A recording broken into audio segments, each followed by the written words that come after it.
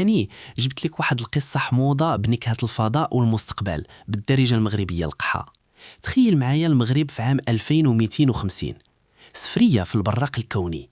تخيل معايا المغرب ولا قوة عظمى في الفضاء، كازا ولات فيها أسانسور كيطلع نيشان للقمر، وجامع الفنا ولات فيه سياحة من المريخ والزهرة. بطل القصة سميتو المعطي، ميكانيكي ديال المركبات الفضائية في حي مولاي رشيد، القطاع المجري رقم 9. واحد النهار جاو عنده جوج كائنات فضائية خضرين وطوال، ولكن لابسين جلابة وضربالة.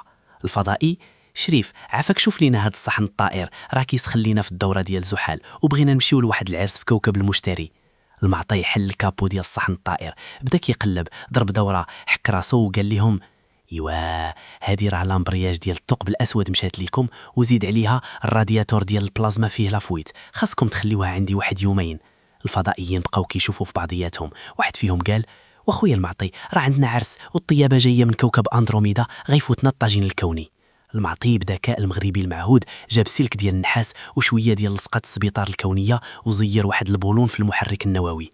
صافي دابا ديماري، راه درت لكم الشانط للجاذبيه، غير هو ملي توصلوا 300 الف كيلومتر في الثانيه حاولوا ما تشعلوش السينيال ديال الفتيس باش ما يوقعش لكم التماس كهربائي في البعد الرابع. الفضائيين فرحوا وعطاوها بريكول عباره عن خنشه ديال الكسكسو الفضائي كيطيب غير بالصوت.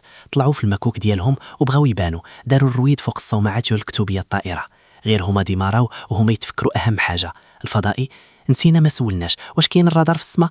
المعطي: ما تخافوش، الجدرميه ديال المجره دايرين باريجو راه نبتون، غير دوزو من طريق السيار ديال درب التبانه راه خاويه.